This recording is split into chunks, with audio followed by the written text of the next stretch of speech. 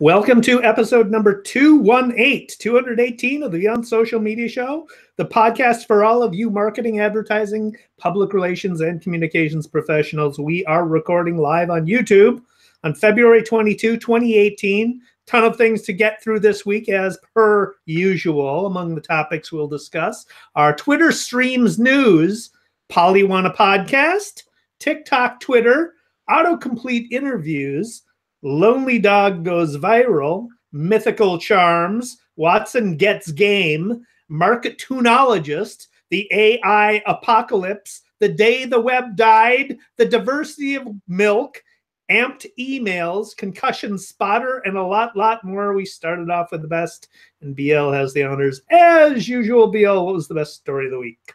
Well, as we discussed last week, the algorithms of every social network are changing. And as Facebook has de-emphasized news while trying to figure out what it's going to be when it grows up, well, it is de-emphasizing news. And at the same time, Twitter is doing the opposite. Twitter is embracing its role as a media and news company. And it's starting to show much more live local news broadcasts in a live streaming window next to the timeline whenever there's a breaking news event. Now, there have been live streams on Twitter before, but what's different now is that they're relying on a set of partnerships with local stations to select the footage that they're going to show, and that the goal is to mitigate exploitation and misinformation of live streams by offering an authoritative news source alongside the tweets. And so Twitter live streamed hours of footage from Miami's VN7 next to the timelines of users as the news station covered the Marjorie Stoneman Douglas High School shooting in Florida. And when live video airs on Twitter, conversation about the streamed event increases. And so Twitter's chief operating officer, Anthony Noto, told BuzzFeed that I'm getting stuck here, that by pairing live video with conversation, there's no faster way to see what's happening in the world. And so that's what has changed. And I think it puts Facebook to shame, really, in terms of what's going on with news. Yeah, well, I mean, both of them have to. The major problem with that is the spread of fake news, and it's still a problem. It's an ongoing problem, but people need to diversify their sources of news, in order to deal with that. It's not all on the algorithms. It's a lot on us. Well, that's exactly, though, what Twitter's trying to do. And the other thing they did the other night is in the middle of the night, they got rid of a couple million bots, in an effort to stop fake news from spreading. I think what they need to do is figure out how to stop the bots from starting in the first place, because they do a lot of purging of bots, but there always seem to be more. So anyway, yeah. This is a story from TechCrunch's Sarah Perez. BL, I've been tracking voice activation smart speakers for a while. We talk about them a lot on the show. I was all about Siri back in the day. I have the Amazon Echo. I have a Google Home. I experiment with them to see how we can use them as marketing and how we can get content into them. And I've been saying a long time that with voice activation, it's all about the ecosphere around the products rather than just the products themselves.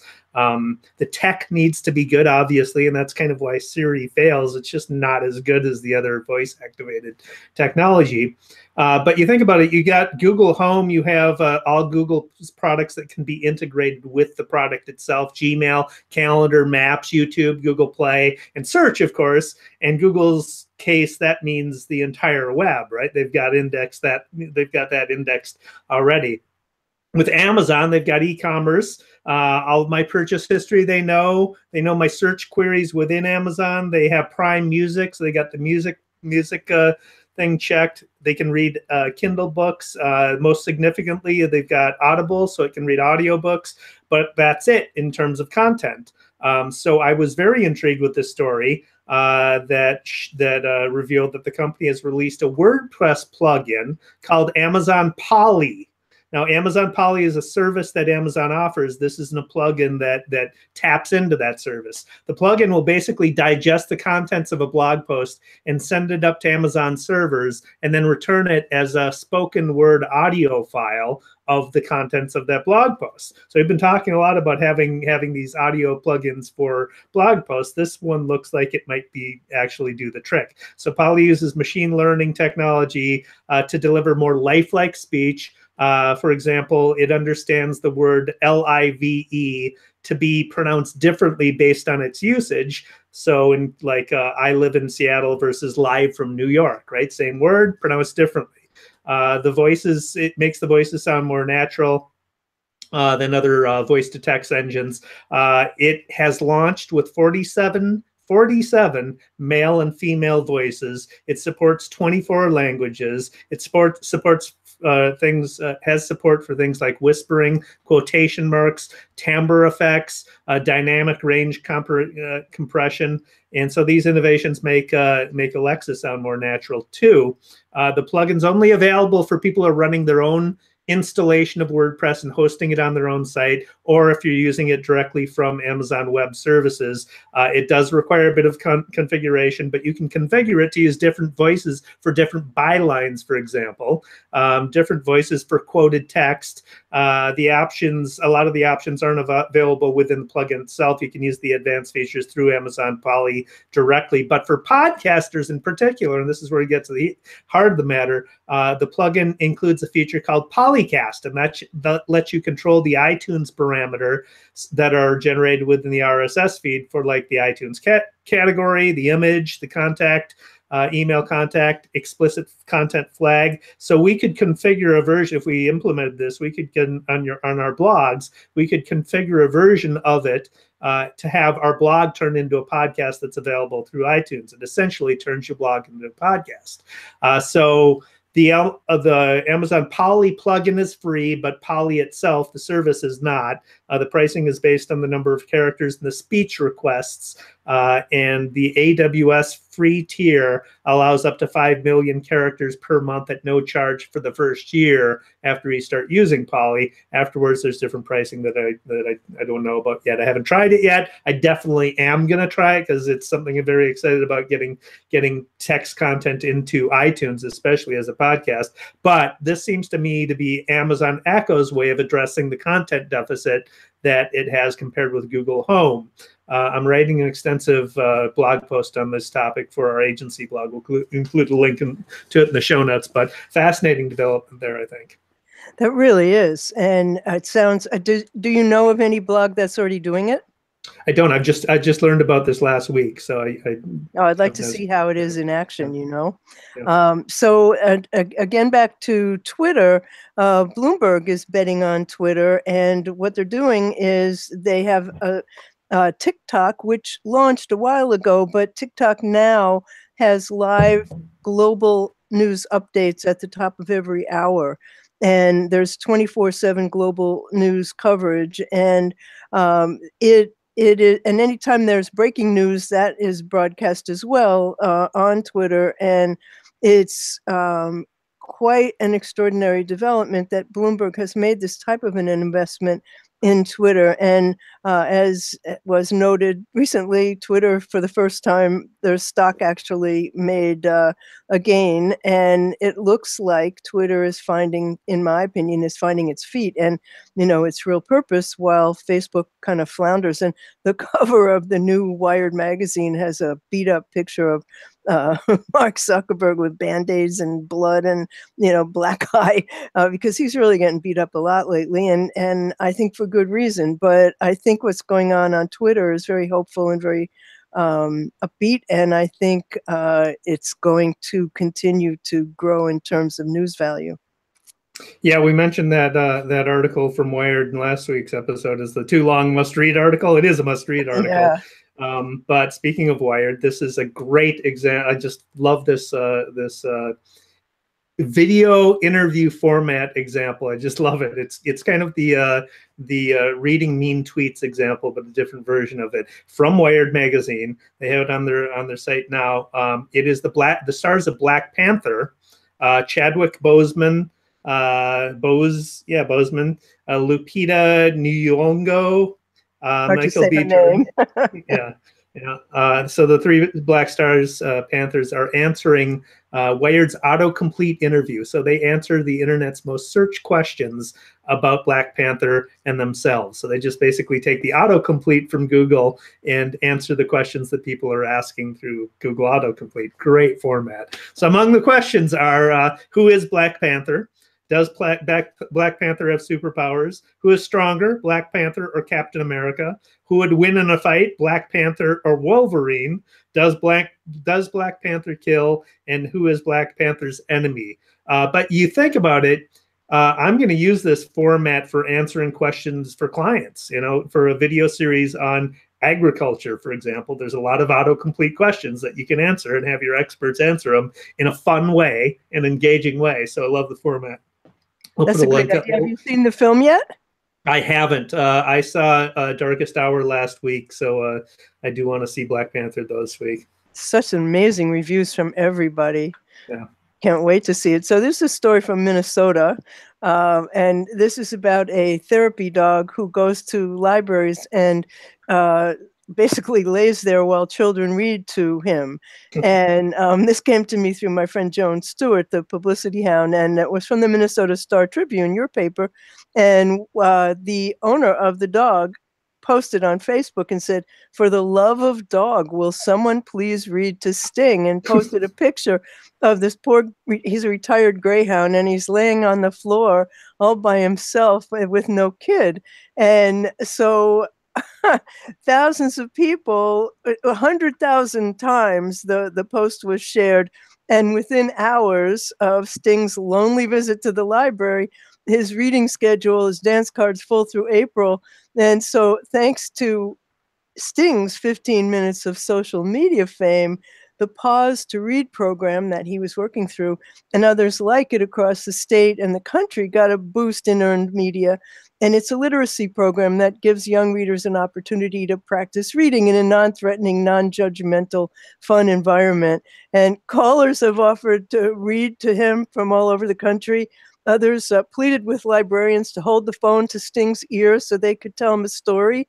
A lot of people wanted to adopt him. He has a home. He retired from racing 7 years ago, and he lives with John Muellner in the Twin Cities. And I used to do that with my first dog. We used to go to a kindergarten in Tribeca, and the kids would read to Sammy. So it was all the dogs got to do was lay there and look adorable.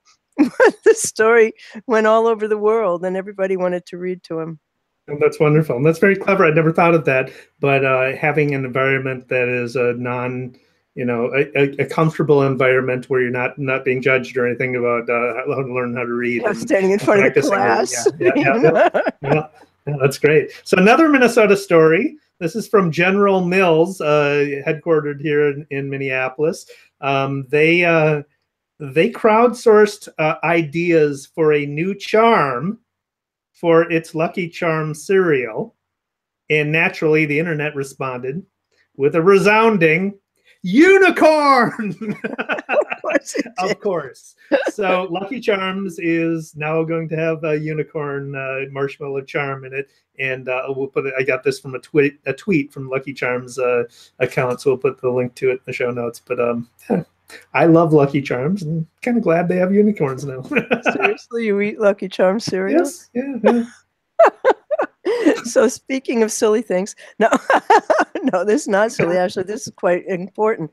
IBM and Unity are teaming up to bring IBM's Watson artificial intelligence to virtual reality and artificial reality games. This is from a Next Web story by Tristan Green, and the partnership brings the functionality of Watson's artificial intelligence to the world's most popular gaming engine. And the Watson Unity software development kit is available for free in the Unity Asset Store. So that gives Unity developers access to all of the Watson AI functions. And the significance of that is that millions of developers can now integrate AI into VR and AR games, directly within the game engine. And so they're using Watson's voice recognition, speech to text, image recognition features. It's a very promising addition to the Unity game engine, but basically what the hope is that it will propel virtual reality and artificial reality more into the mainstream. That's very cool. I can't wait to try that out as somebody who loves games himself. Yeah, that's cool. That, you know, we did a many episodes ago a segment on how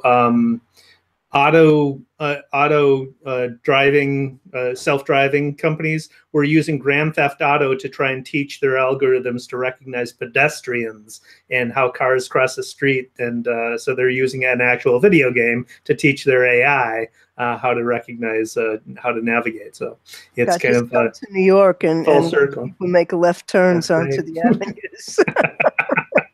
Horrifying as that is. Yeah. So, I'm wondering, Dave, does Amazon use Watson for the Pali? I doubt it. Really? I doubt it. Seems like it would be a natural fit. I don't think they'd want to depend on another company's technology. I wonder.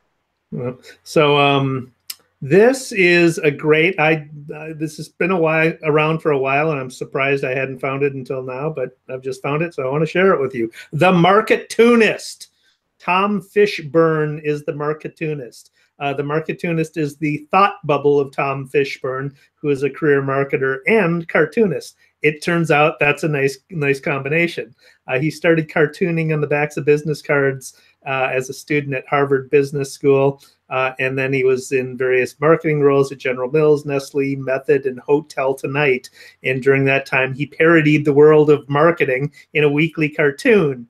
It grew from an email to 35 coworkers in 2002 and grew by word of mouth to reach 700,000 readers each week. It's been featured in the Wall Street Journal, Fast Company, Forbes, and the New York Times. So he soon realized that his cartoons are a remarkable form of shareable media. So in 2010, he launched Marketing Cartoonist as a company to help large and small businesses reach their audiences with cartoons.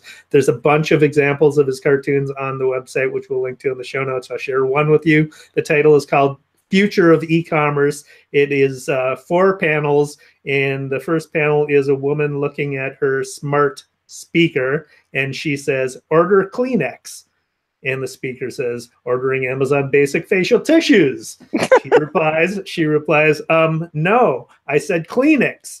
And the Echo replies, "Amazon Basics is 50% off the brand name."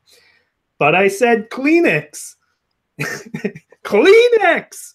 And Amazon Echo replies, "Here's the weather for Phoenix." That's great.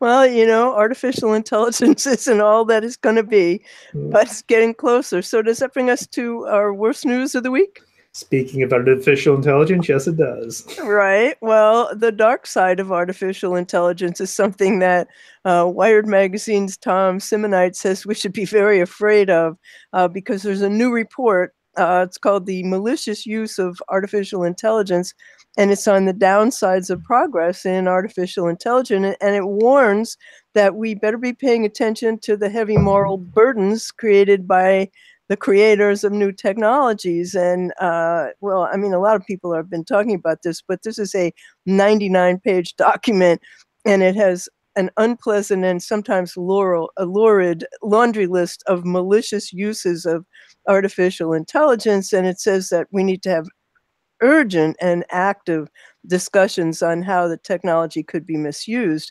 And so examples are, you had one last week about a dog robot, wasn't it? Yeah, trying to open a door. Oh, is that what it was? Not trying. It can open the door, yeah. Well, this is a cleaning robot being repurposed to assassinate politicians, which I don't think is the worst idea in the world. And criminals launching automated, highly personalized phishing campaigns. And it says, you know, people who are working on artificial intelligence need to think about building safeguards against criminals and attackers. And they suggest that ideas and tools might even need to be withheld from the public. And there are more than 24 authors, which is what gives it such great credibility. And they're from institutions and universities, including Oxford and Cambridge, Elon Musk's Institute OpenAI, the digital rights group Electronic Frontier Foundation, the computer security company Endgame, and the think tank Center for a New American Security. So among the scary ideas, a compromised autonomous vehicle that could be used to, this is really horrifying, to deliver explosives or intentionally crash, for example. Physical systems that it would be infeasible to direct remotely. For example, a swarm of thousands of micro drones. And it says we can expect novel attacks that take advantage of improved capacity to analyze our behavior, moods, and beliefs. And so the concerns are most significant in the context of authoritarian states, but they also could undermine the ability of democracies to sustain truthful public debates. And we're seeing that already happening.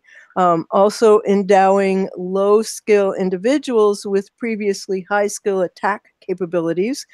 AI-enabled automation of high-skilled capabilities like self-aiming long-range sniper rifles, reduce the expertise required for certain kinds of attacks. So you get the idea. It's time to be afraid, to be very afraid.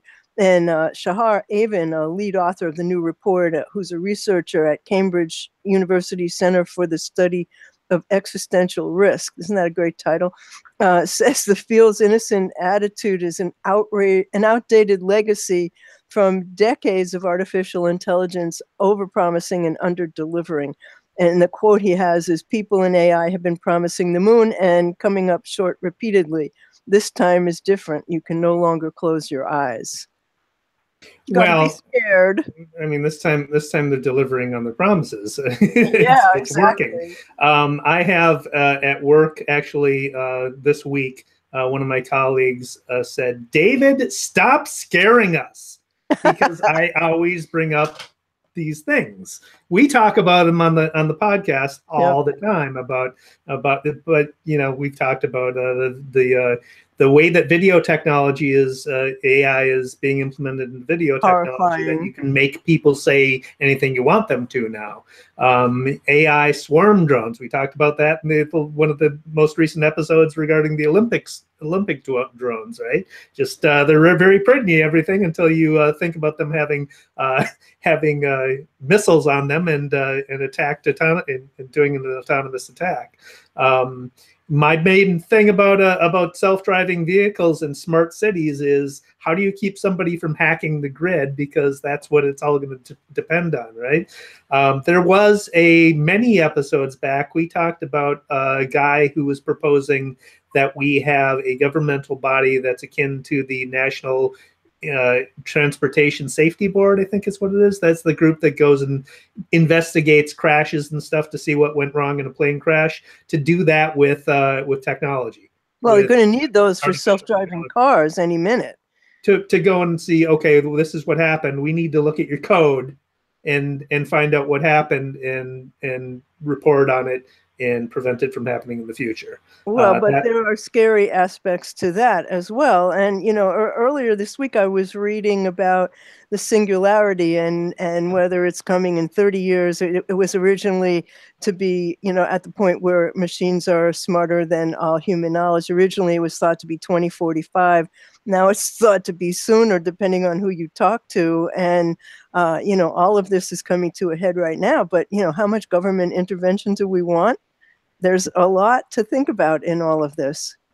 Yeah, a lot to think about. But before we worry about rogue AI, we have something more pressing to worry about, and that is net neutrality. So Ars Technica's John Brodkin has an article on the Federal Communications Commission's net neutrality repeal that has been published to the Federal Register today. So the open web, according to that document, is scheduled to die on April 23, thanks to Ajit Pai. But the good news is that groups now that want to reverse the repeal can start filing lawsuits against the FCC. There's certain minor provisions of the repeal that will take effect on April 22. There's still no date on the official repeal of the core rules against blocking, throttling, and paid prioritization. But the repeal is contingent on the U.S. Office of Management and Budget's approval of modified information collection requirements. The FCC will publish another document in the Register announcing the effective dates of the delayed amendatory instructions. Lawsuits to overturn the repeal can get started right now. There's also a deadline in Congress for filing legislation to overturn the appeal. Lawmakers have 60 legislative working days to introduce a Congressional Review Act resolution that would reverse the repeal. Democrats are all about that, of course. They need the support of just one more Republican in the Senate to pass the resolution in the Senate to restore net neutrality rules, but in the House they face a tougher task where Republicans have a 238 to 193 majority. But there you go. Bad news. Well, we've talked about what net neutrality is going to mean to us, and it's going to mean that we're going to start to have to pay for the services that we use on the internet in the ways that we pay for cable channels now, and throttling and all of these things that you just named are, you know, horrifying. But on a much lighter note, well, in a way it's lighter, I suppose. This story is not from The Onion, although it could just as easily be. This week, in an unfortunate food analogy and a very awkward appearance at a Black History Month event, Illinois Governor Bruce Rauner drank a glass of chocolate milk to demonstrate that he believes in diversity. And what he did after he mixed the Hershey's chocolate syrup into his drink, he said, "It's really, really good." And then he said, "Diversity."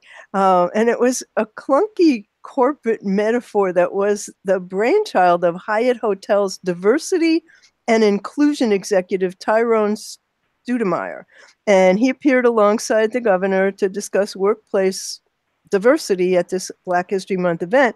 And he said, when you look at most organizations, diversity sits at the bottom of the organization.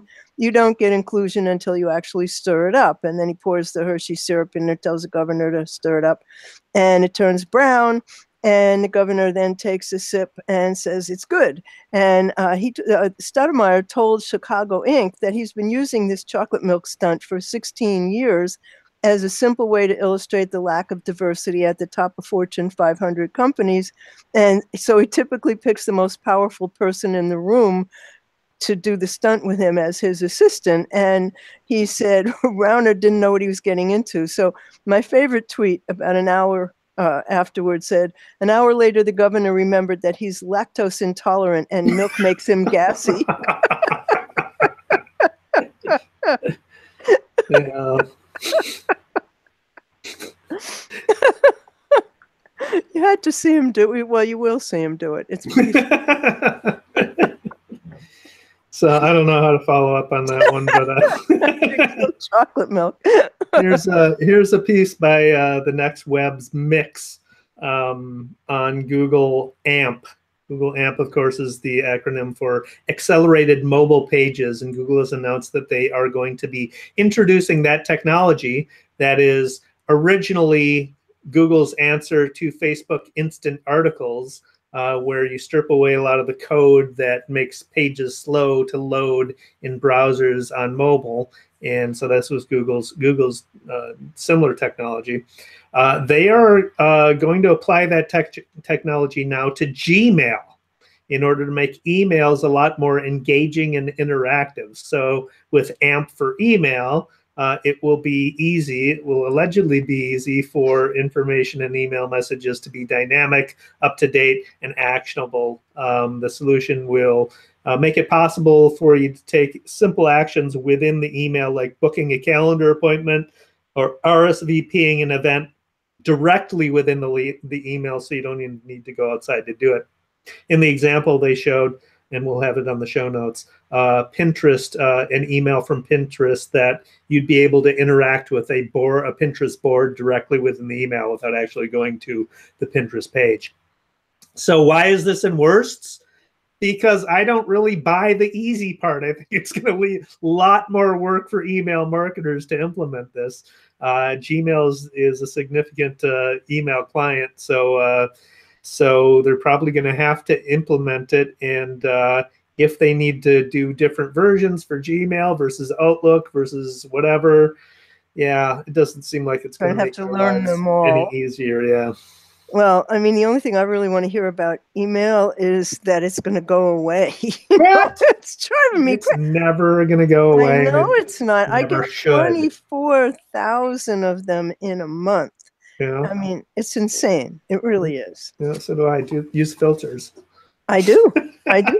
I use filters. I don't see all of them, but unsubscribe. I do. It doesn't matter. They're like cockroaches. They just keep coming. So, does that bring us to shiny objects? It does. So this one's interesting. You know about concussions in football, but this is an app from Right Eye, and it's a portable eye tracking test that can detect concussions and reading problems in 5 minutes. And the issues with vision are often subtle, and they often vision problems result from concussions and other brain problems. So this can tell you in a few minutes whether you need to see a doctor. And it turns out there's a whole lot you can tell from how somebody's eyes move. And while we may not notice it ourselves, we all vary in how well we execute a number of basic tasks, from flicking our eyes back and forth and smoothly tracking a moving target. So our eyes may overcorrect or not line up correctly or track up or down when they should be moving straight ahead. So for healthy people, these variations are within a certain range, but just sort of part of the ordinary differences between bodies. But certain patterns outside the baseline are strong indicators of things like concussions and eye muscle problems, but even Parkinson's and autism spectrum conditions. So it's a really huge development. It is. It is. I would suspect they are trying to go after some NFL business there, because there'd be plenty of it. The NFL probably would want to invest in them, because taking concussion seriously and more seriously than they have, by putting this device in the helmets of all football players, so it's actually scanning their eyes all the time and figuring out whether somebody has a concussion, would go a long way towards saving the sport. Because if they don't deal with it, the sport, the NFL as we know it, is not going to exist for much longer. So anyway, that's good. I'm not sure you can put this inside a helmet. I'm not quite sure that you can do that, but maybe it could be developed that way. Yeah. So nothing as profound as that, but I have a Luna metrics. If you are doing anything related to Google Tag Manager or Data Studio or Google Optimize or BigQuery, you need to know about Luna metrics. They're a great company that offers these services for companies that don't want to do it, but they also have a collection in their Luna Labs section of their website, a collection of recipes for Google Tag Manager, Data Studio, Optimize, and BigQuery. And so basically, these are downloadable files that you can import directly into your tag manager, for instance, and have the functions easy to install. You only do 2 things to get it working. For tracking of Vimeo videos, for example, that doesn't come out of the box in Google Tag Manager. So that's a great resource. I'll put a link to it on the show notes. Okay, another one. This is not new, but I was reminded of it by Robin Good in an email, actually. And it's print friendly, which is it has a free program. There's one you can pay for as well. But what it does is it cleans and it formats web pages so that you can print them without ads, or if you want to, without images, to save ink and to save time. It's free. It's easy to use. Basically, they have extensions that you add to your browser or to WordPress, to iPhone, Android, and you edit the page before you print it so that you eliminate the images, the text, or any unwanted content. And then you just copy and paste a URL into the extension, and it removes all of the things that you've edited out, and you save it and you print it as a PDF. And you just do that in one click. So it manages web page printouts selectively. It turns off all the images if you want them turned off. It removes selected parts of the page, and you can increase text size, which is really cool, and then save it to a PDF. Very cool. Very Yeah, cool. I have Yeah. the extension, and I had forgotten about it. It was up there, but I'd forgotten about it. Nice. Well, this is another one that we have talked about before, but it has become a lot more useful since we last talked about it, archive.org. But I just used it for video. They have, since we last discussed archive.org, they have added a ton more resources. They partnered with a lot of organizations. So they have a lot of stuff there that is available for you. It's great, great resources. I grabbed a video that I needed, a 60-second clip for a This Day in History Instagram post, for a Throwback Thursday Instagram post today for our agency's Instagram account, which we've just launched and are starting out with. So it's Karwoski Encourages the account. But today in history is the miracle on ice. In 1980, the United States defeated the Soviet Union. Head coach Herb Brooks, a Minnesotan, and the University of Minnesota Gophers hockey players, many of whom were on that Miracle on Ice team. So I grabbed a clip from the Miracle on Ice where they beat the Soviets and they're jumping for joy and the crowd was erupting, and used it for a Throwback Thursday post on Instagram. I'll put a link, we'll embed it in the show notes so you can see it. But I thought the resource was much expanded since we last talked about archive.org. So that's very cool. So you can put it in any platform. Yeah, I downloaded it as an MP4 file and then uploaded to our Instagram account. I like that. Yeah. So where does that bring us, Dave? I don't have any more. I got a shout out, literally a shout out. This was from Twitter. Twitter included one of our agency's tweets in a roundup post by Liz Alton on their Twitter business blog. So the title of the post is Creative Roundup Examples of Brands Using 280 Character Tweets. BL. You know how much I love those. Yeah.